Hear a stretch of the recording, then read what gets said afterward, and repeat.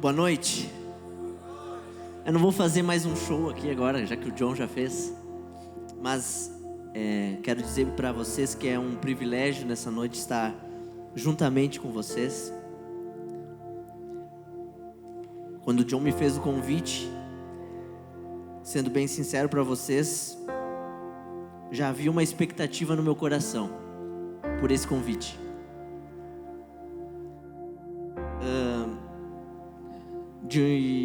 Do início do ano para cá, tem acontecido algo muito peculiar na minha vida. Eu gostaria de compartilhar, dando início nessa noite, compartilhando essa experiência.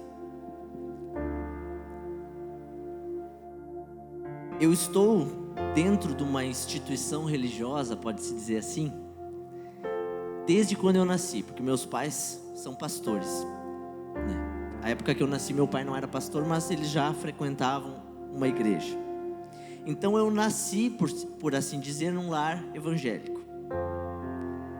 Então eu cresci acostumado a frequentar aos domingos, nas quartas, nas sextas, enfim, todo dia que tivesse reunião. E isso foi crescendo. Eu fui crescendo, entendendo algumas coisas, sempre instruído à luz da palavra. Mas nada disso me levou a ter uma experiência com Deus. Talvez você vai chocar quando eu falar isso. Como assim? Você cresceu num lar cristão, foi instruído na palavra desde pequeno, e isso não te levou a uma experiência real com Cristo? Não, porque aquilo que foi me ensinado foi apenas um balizador na minha vida.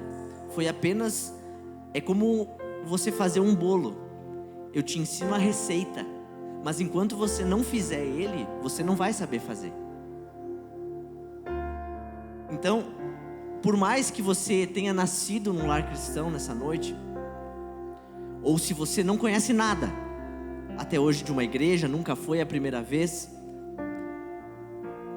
eu quero te fazer algumas perguntas nessa noite, porque o John me deu um tema muito interessante nessa noite para nós abordarmos. Se chama religiosidade. Quantos já ouviram essa palavra, religiosidade?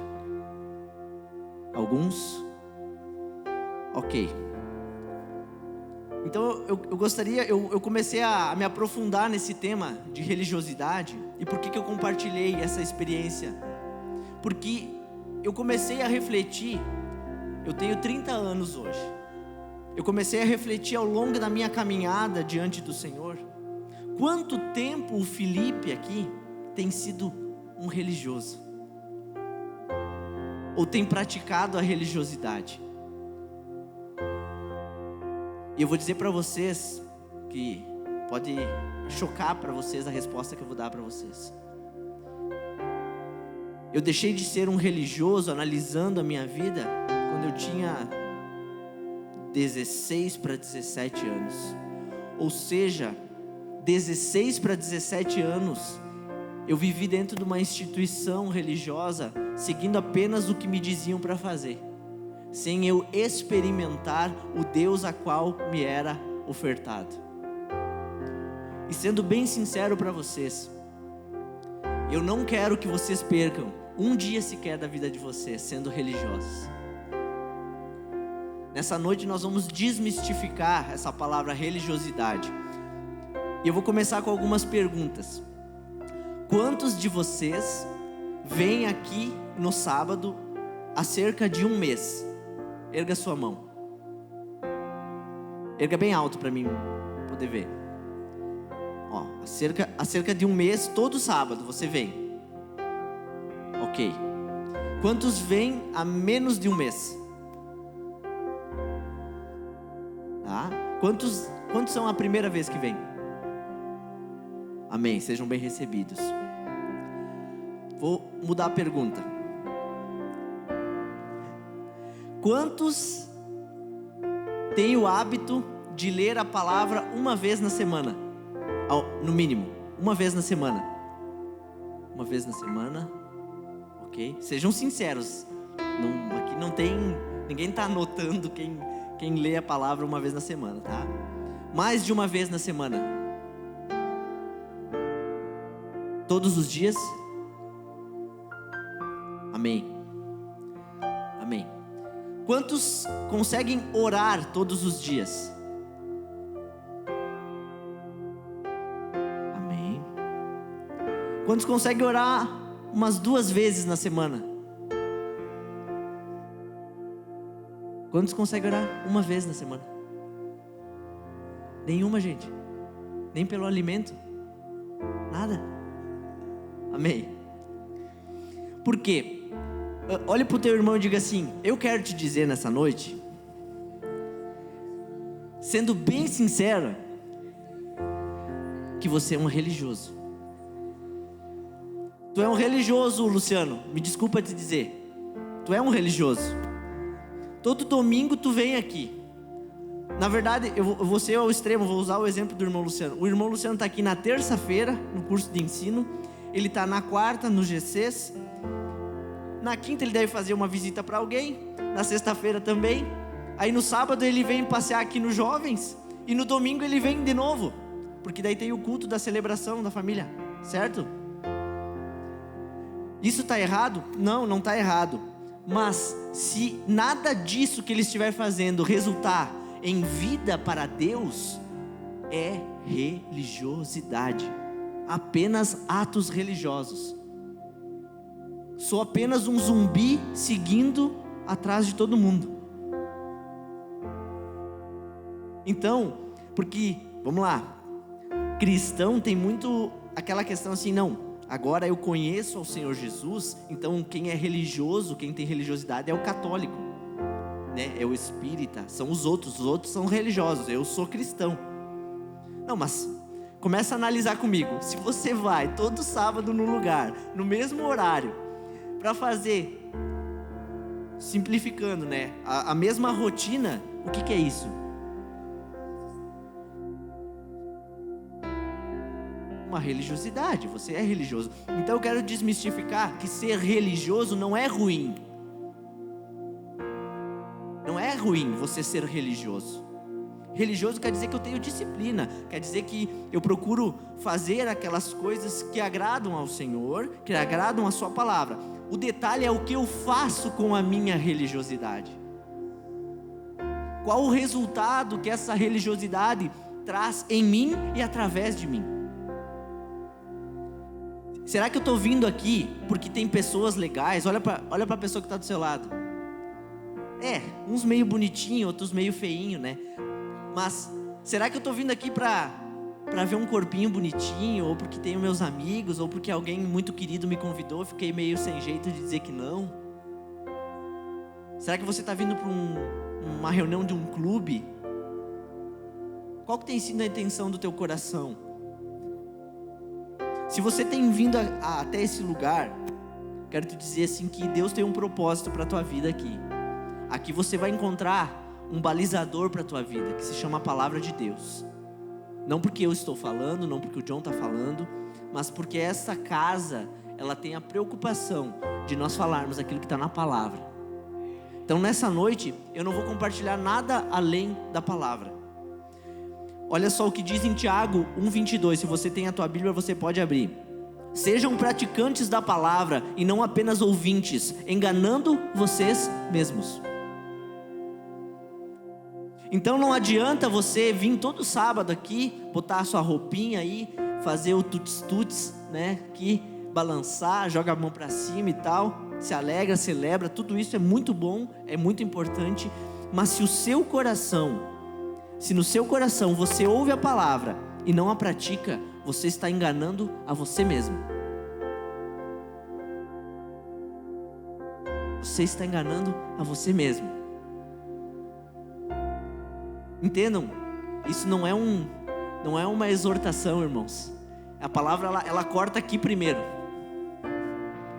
Ela corta aqui primeiro. Porque quantas vezes eu fiz isso, de ler a palavra para quando o pastor me chamar ali e dizer para o pastor, não, eu li a palavra hoje. Isso é religião, isso é religiosidade. Deus não quer isso. Deus não quer que você medite nesse livro aqui por uma obrigação, porque alguém vai te cobrar, Lua, porque alguém vai mandar uma mensagem: aí, tá tudo bem, cara? Aquele chato, né, que te mandou uma mensagem no domingo passado porque tu não veio, né? Ah, tá tudo bem, irmão, tá? Não, sabe? Não é por um descargo de consciência, mas o Senhor quer um relacionamento. E um relacionamento com Deus requer meditar na sua palavra, porque a palavra é a própria boca de Deus. Então, quando você ama a Deus, você precisa e sente a necessidade de saber: Senhor, qual que é a direção que eu tenho que tomar? A direção está aqui.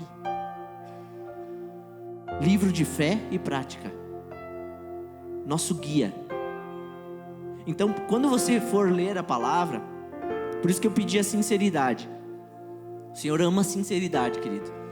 Não leia a palavra quando você está com sono. Não leia a palavra lá assim, ó, tá no finalzinho do dia assim, me sobrou 5 minutos. Não. Leia a palavra com entendimento, quando você está com a mente arejada, com a mente preparada e com uma expectativa no seu coração: Senhor, eu preciso ouvir a tua voz, fala comigo na tua palavra. Você vai ver a diferença que isso vai fazer na tua vida. A mesma coisa a oração. O Senhor ama ouvir a sua voz, independente do lugar onde você esteja. A palavra de Deus nos diz que nós devemos orar em todo tempo. Orai sem cessar. O que é oração, Felipe? Eu vou ficar: Pai nosso que está no céu, santificado, lá na parada do ônibus esperando para ir para a faculdade. Não, não é isso. Oração é conversar com o Senhor. Deus, eu não estou muito legal hoje. Eu estou meio entristecido, eu estou enjoado, eu estou com uma dor. Isso é uma oração. Simples assim. Assim como você conversa com seus amigos, com as pessoas ao seu redor, assim é que o Senhor deseja. Você sendo sincero com Ele, sabe? Por isso que o Senhor, Ele nos motiva a orarmos em todo o tempo. Porque uma vida de oração vai despaginar em você muitos segredos que você às vezes quer esconder de Deus. Sabe, tem coisas que a gente às vezes fica constrangido de orar. Não sei você, eu muitas vezes ficava constrangido de orar, muitas coisas. Só que nós esquecemos que o Senhor, Ele sonda e conhece os nossos pensamentos. A sua palavra diz que a palavra nem veio à nossa boca e Ele já conhece toda. Então, vamos lá, Tiago 1:22. Sejam praticantes da palavra e não apenas ouvintes, enganando vocês mesmos. Não se enganem a si mesmos. Não fiquem achando que por vocês estarem vindo nesse prédio no sábado à noite, a sua vida vai ser transformada só por esse ato de religiosidade. Não, a sua vida vai ser transformada pela palavra. E conhecereis a verdade, e a verdade vos libertará. Consegue me entender nessa noite? Então, um evangelho fora da religiosidade. É isso que eu quero abordar com você nessa noite. Isso era só a introdução, tá? Um evangelho fora da religiosidade. Esse é o nosso maior desafio. Nós vivermos um evangelho fora da religiosidade. Olha só. Meus atos mediante o conhecimento da palavra geram novidade de vida ou apenas rotinas religiosas? Os nossos atos, o que nós temos feito no nosso dia a dia, estão gerando novidade de vida ou apenas rotinas religiosas? Você que está vindo pela primeira vez, talvez você não tenha conhecimento. Os demais já ouviram falar. O que um cristão normalmente pratica? Leitura da palavra. Vamos lá, pessoal, me ajudem.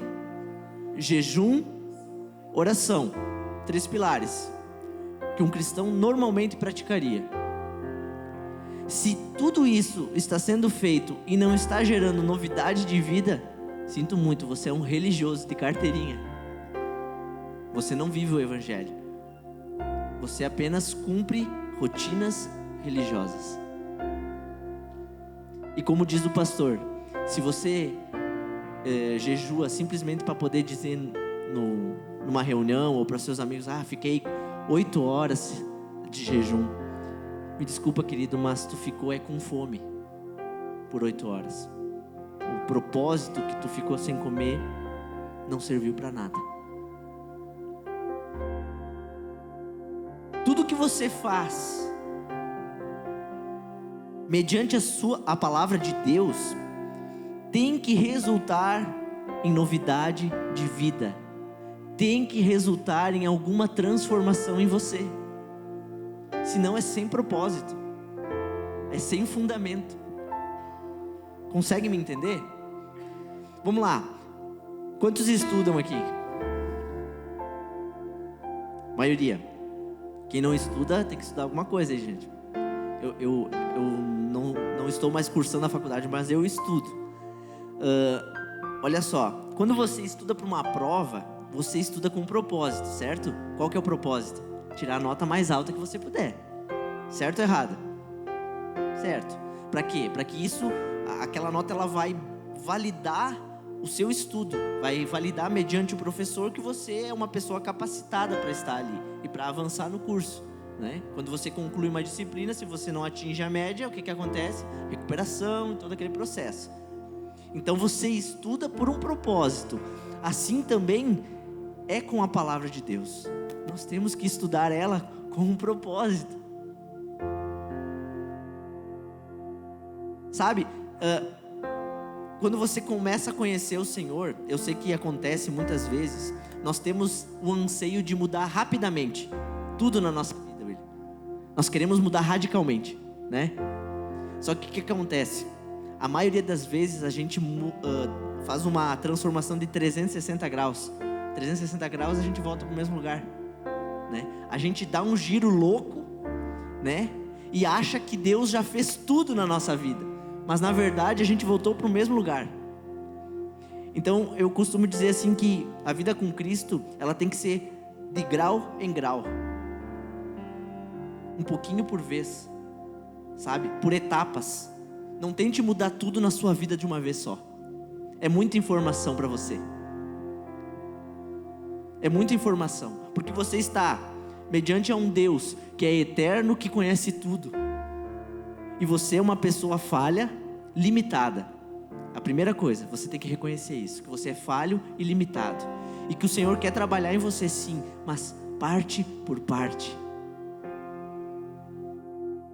Então, como é que eu começo a identificar isso? Olha só.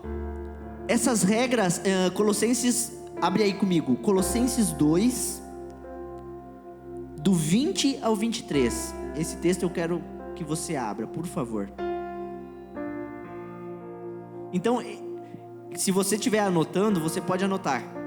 Para mim, viver um evangelho fora da religiosidade, os meus atos, mediante o conhecimento da palavra, tem que gerar novidade divina.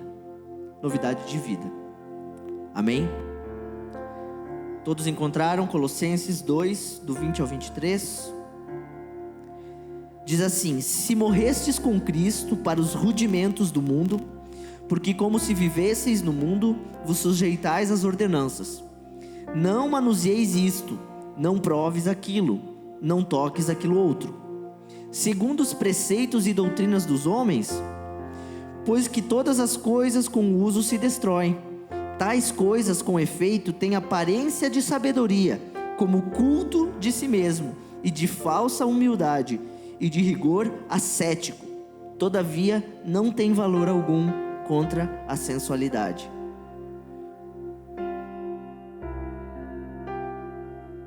Eu tenho uma versão que diz assim, no 23: essas regras têm de fato aparência de sabedoria, com sua pretensa religiosidade. Ou seja, o que diz aqui no livro de Colossenses? Não adianta eu viver uma religião aparente, ou eu querer aparentar para os meus amigos, para os meus familiares, para aqueles que me conhecem, que eu sou um religioso. Não, o Luan é uma pessoa religiosa, eu vejo sempre ele lendo a Bíblia, sempre uma pessoa muito centrada, né? Estou profetizando, irmão, estou profetizando sobre a tua vida. Uma pessoa muito centrada, uma pessoa com quem eu busco alguns esclarecimentos, ele sempre tem uma palavra para me ajudar. Então, eu vejo o Luan uma pessoa religiosa. Então, o que a Bíblia diz? Não adianta eu fazer uma pretensa religiosidade, assim, é uma falsa religiosidade. Vou carregar a Bíblia, né? Hoje em dia vocês nem carregam mais a Bíblia, tem no celular, né? É mais prático. Mas não adianta você aparentar algo que você não é. Olhe para a pessoa e diga assim: não viva quem você não é. Não force. Seja natural.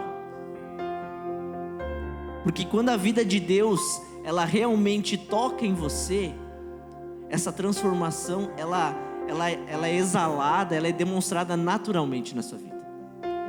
Você não muda a sua rotina. Ao contrário, Deus muda a sua vida e na sua rotina você exala a vida de Deus. Você demonstra com as suas atitudes que essa transformação está vindo de dentro para fora. De dentro para fora. Segundo ponto. Para viver um evangelho fora da religiosidade, nós temos que cuidar da nossa família e dos necessitados. Esse é o que pratica o verdadeiro evangelho. Não adianta cuidarmos de todos ao nosso redor e não cuidarmos dos nossos. Talvez você está sentado aqui nessa noite, pensando, claro, primeiramente em você. E muitas vezes você até enxerga a necessidade do próximo, e você até ajuda o próximo. Mas dentro da sua casa, você não se preocupa com ninguém.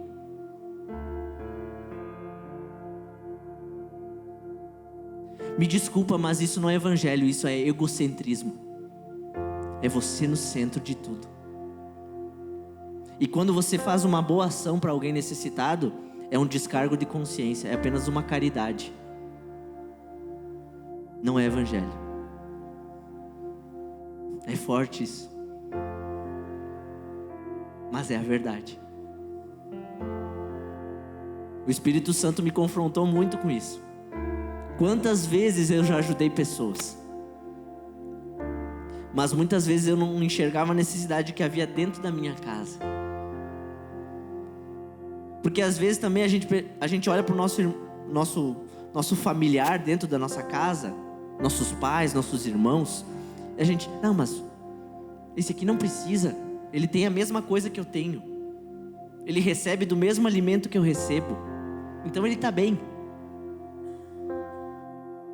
É a mesma coisa que nós vimos todos no sábado aqui, e nós dizemos assim: não, William, eu não preciso mais me preocupar contigo, porque tu está recebendo a mesma palavra que eu estou recebendo. Não é isso que está na minha Bíblia, né? Diz que a tua necessidade, ela vem antes da minha. Tu como estranho, a tua necessidade. Imagina os da minha casa. Então o primeiro evangelho a ser praticado é dentro das nossas casas, das nossas famílias. Não queira viver um evangelho fora da sua casa sem antes viver na sua casa. Esse é o maior desafio, porque lá todo mundo conhece os teus ranços, né? Os teus calos. Lá todo mundo sabe se tu acordou bem ou mal, a hora que tu chegou na mesa para tomar o café, ou enfim, aquela refeição que vocês fazem em família. Ou vamos além, quantas famílias nem sequer uma refeição fazem mais juntas? Devido a tanto o egocentrismo tomar conta do ser humano. Não, eu tenho o meu trabalho, os meus estudos e eu tenho os meus afazeres. Então a gente vai parar como família lá no domingo, no sábado, não sei, quando der um tempo. Nas férias, de repente, né? Nas férias, de repente. Porque assim, ó, eu estava comentando, eu não me lembro com quem essa semana passada. O ser humano é tão engraçado, né? Eu me lembro assim que quando meu pai comprou a primeira televisão para nós, era uma expectativa, né? para que ele chegasse em casa e nós pudéssemos assistir a TV todos juntos. Hoje não, hoje cada um tem a sua TV, ou mais de uma, né? Para que cada um possa ver aquilo que quiser. Ou seja, você não consegue nem assistir algo em unanimidade com a sua família. Olha que triste isso.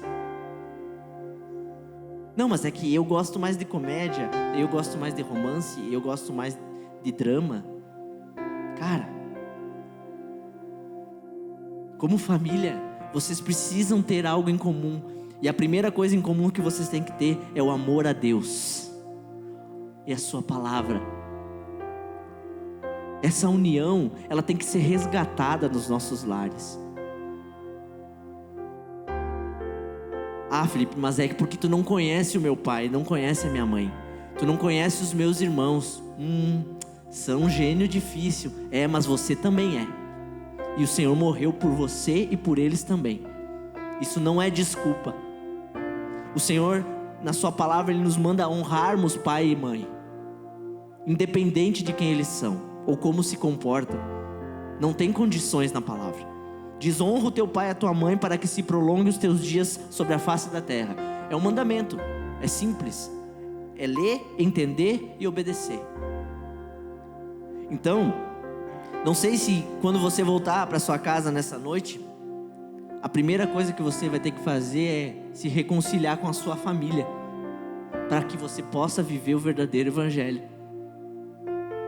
para que você comece a experimentar a verdadeira transformação, para que você verdadeiramente consiga dizer: Espírito Santo, agora realmente eu entendo que eu preciso ser transformado, é de dentro para fora. Eu quero amar os meus familiares, eu quero cuidar daqueles que são meus. Sim, eu preciso me preocupar com o próximo. Isso é uma consequência, porque se você ama da sua família, se você faz tudo para que a sua família esteja bem, esse amor ele vai ser transmitido ao próximo naturalmente. Sabe, eu tenho cuidado algo dentro da minha casa, uma experiência, tenho compartilhado com a minha esposa. Nós costumamos, eu gosto muito de cozinhar, né? Gosto de cozinhar para minha filha, para minha esposa. E eu faço com muito amor. Só que assim, ó, eu não sou muito bom nas medidas, então sempre sobra. Sempre sobra, irmão. E eu olho para aquela comida sobrando e eu penso: eu preciso entregar essa comida para alguém necessitado. Mas antes de eu entregar para alguém necessitado, eu vou ser bem sincero para vocês. Eu ligo para o pastor Elcio, não porque é pastor, mas é porque é meu cunhado, é da minha família. Eu procuro os meus familiares primeiro, porque eu entendo que eu preciso sanar a necessidade da minha família primeiro. E aí depois eu começo então a alcançar para aquelas pessoas que... Eu estou bagunçando aqui o cenário, né? Brincadeira. Então eu começo a procurar depois pessoas necessitadas na rua, né? Pessoas que precisam desse alimento. Mas eu primeiramente procuro sanar a necessidade da minha família, porque às vezes isso não passa na sua cabeça. Na sua cabeça passa assim: o Luciano já almoçou hoje, o Luciano não precisa disso. O que ele vai achar se eu ligar para ele: tu quer um pouco de massa aqui? Eu fiz uma massa aqui, só que sobrou. Vai achar que eu tô chamando ele de pobre, de miserável. Cara, nada. Deixa o Espírito Santo usar a tua vida para abençoar a vida dos irmãos, para abençoar a vida da tua família. Às vezes um prato de comida vai restaurar relacionamento. Ramachara, labassou.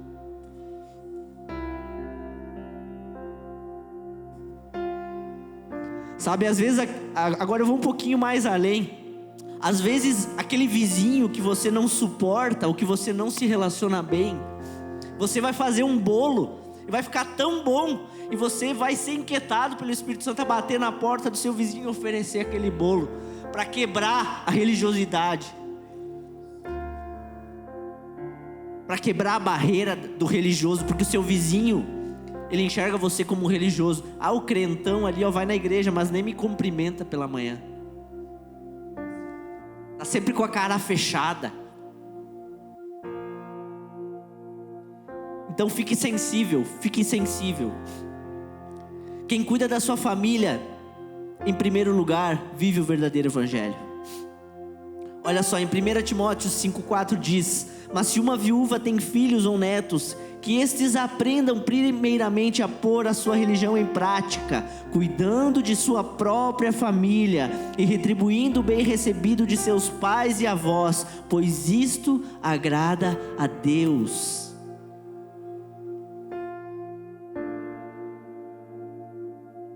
Eu não sei que tipo de mensagem você tem ouvido no YouTube. Eu não sei que tipo de evangelho você tem ouvido nas redes sociais. Mas textos assim não são mais lidos. Textos para você honrar a sua família, para você cuidar daqueles que são seus. É o evangelho genuíno. É o evangelho simples que Jesus quer. Terceiro ponto, para vivermos um evangelho fora da religiosidade. Praticar o evangelho e não uma religiosidade implica em controlar o seu corpo. Controlar o seu corpo. Como assim controlar o meu corpo, Felipe? Abra aí, Tiago 1,26.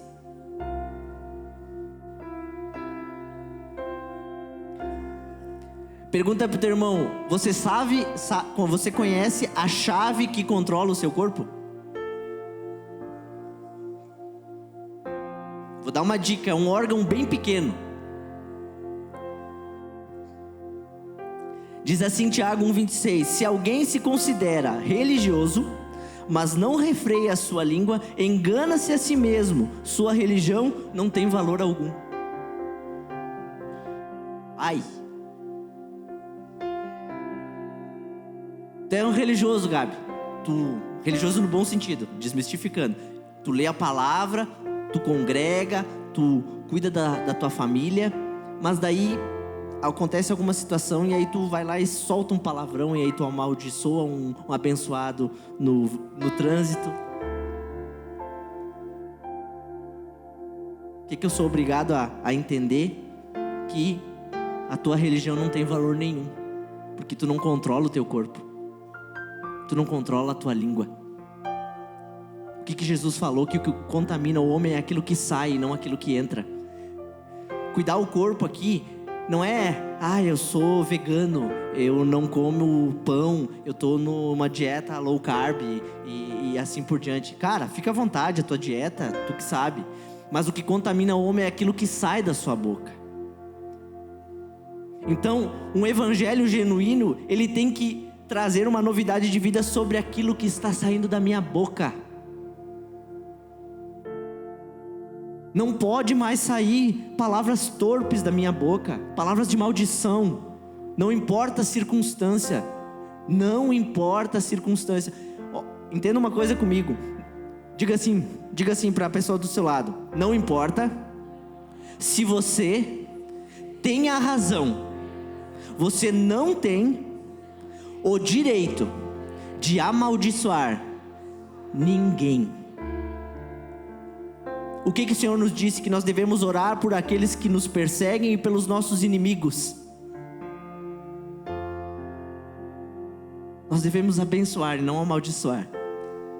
É um desafio, irmãos. Não vamos ser hipócritas. Alguém te fecha no trânsito, tu tem uma vontade: Deus te abençoe, querido. Né? Não é a primeira palavra que vem na sua mente, né? Ou você está num caixa de supermercado e alguém passa na sua frente, bem bonito, bem belo, né? Não está grávida e não é idoso, mas passa na frente, né? Deus te abençoe, meu querido. Não é fácil, irmãos. Por isso que eu falo que o evangelho, ele é de grau em grau, grau em grau. É uma mudança, ela é constante, ela tem que ser constante na nossa vida. Ela não pode ser abrupta, ou assim, Shazam. Não funciona assim. Não é um passe de mágica. É um processo.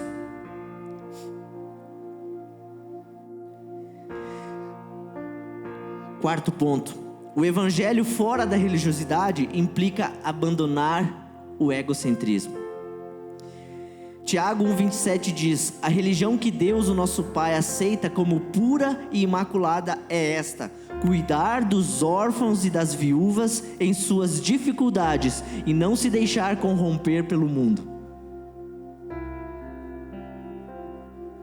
Então, a verdadeira religião, ela implica eu colocar o meu próximo antes de eu mesmo, a necessidade do meu próximo antes da minha. Isso que olha só como o nível de entendimento ele requer que você abra sua mente nessa noite.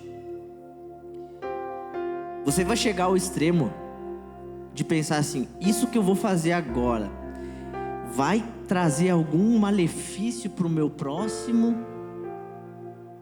Se isso vai causar algum dano para alguém, eu não vou fazer. Esse cuidado, Felipe, tu está sendo radical. Cara, é a palavra. É a palavra. Se eu vou causar dano a alguém, eu não posso fazer. Isso é como um filtro, sabe? Você vai colocar um filtro sobre as suas ações. Você vai praticar ação e aí você vai acionar o filtro. Faz bem para o meu irmão ou não? Essa postagem que eu vou colocar agora vai escandalizar ou vai trazer uma bênção para o irmão? Agora eu peguei pesado, né, irmãos? Boa noite, pessoal. No caso, assim, a pessoa que trabalha, por exemplo, como advogado,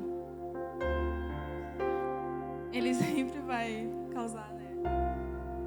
Então, vamos para a palavra, né? O que a palavra diz? Seja o teu sim, sim, não, não. O que passar disso vem do maligno.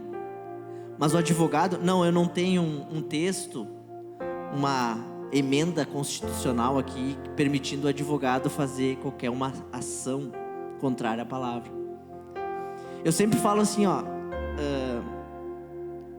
quando você entende que você não é um advogado cristão e que você é um cristão advogado, aí a chave muda.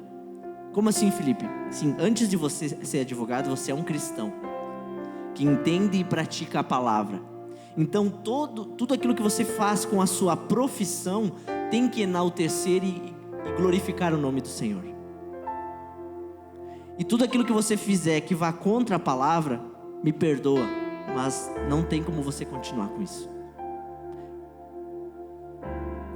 Peça para o Espírito Santo. Tem situações, eu entendo isso, tem situações em que você é colocado, em que infelizmente você vai ter que abrir mão.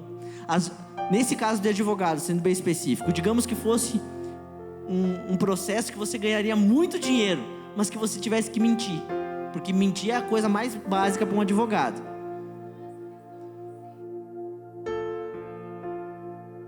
Alguém vai ser prejudicado, bem colocado. Mediante a lei é uma coisa. Agora, o seu ato pessoal está fazendo com dolo. Você sabe que você vai causar o dano, e mesmo assim você faz. Porque agora, vamos lá, até hoje à noite você não tinha esse esclarecimento. A partir de hoje você tem conhecimento. Você não é mais inocente sobre isso. Então é diferente, né? Envolve um processo, porque daí nós estamos falando de um processo jurídico, ok? Certo? Agora eu estou falando de um dano pessoal entre eu e você aqui, ó. Não está envolvendo o processo jurídico. Está envolvendo atitudes do nosso dia a dia. Amém? Consegui entender? Então assim, ó, eu não tenho como negociar a palavra. Sabe? Nós temos visto, infelizmente, na rede social como um todo, um evangelho que negocia alguns princípios. E nós não podemos mais apoiar esse tipo de evangelho que está sendo pregado. Ele seja anátema, ele seja maldito. A palavra de Deus diz que nos últimos dias se levantariam os falsos profetas. Muitas pessoas dizendo: eu vim em nome do Senhor. Mas o que a Bíblia diz? Que aquele que prega qualquer outro evangelho que seja maldito. Não existe nada para ser inventado, tá? Não existe um evangelho para ser inventado. Existe um evangelho para ser praticado, obedecido, segundo a palavra. Ninguém aqui vai vir com uma palavra assim: nossa, mas essa palavra estava aí. Sim, estava aí desde o princípio que foi escrita a palavra. Só que tem um detalhe, que daí é um mistério do Senhor, que diz que a sua palavra, ela se renova, se renova, se renova. Então ela sempre vai trazer luz sobre alguma área específica da sua vida, para você entender o tamanho cuidado que Deus tem conosco.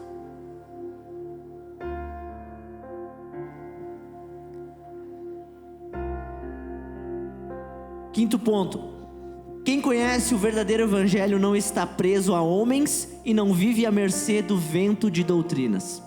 Ou seja, para você viver um verdadeiro evangelho, não fique dependente do John e da Renata. Não fique dependente do William, ou do Vitor, ou do Luciano, ou do Luan, ou de mim, ou de ninguém. Não seja dependente de homens. Você tem que depender de Deus e da sua direção, da sua palavra.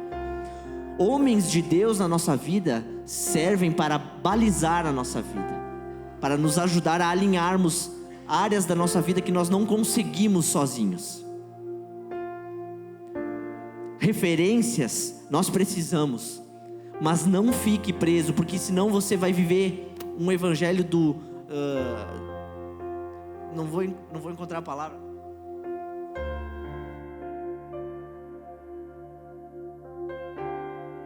Um evangelho puxa-saco. Esse é o extremo. Você considera tanto a pessoa que daqui a pouco você está assim, ó: pastor Elcio, eu queria saber se eu tomo café com leite ou café preto. O que o senhor acha? Ele vai desligar o telefone, eu tenho certeza.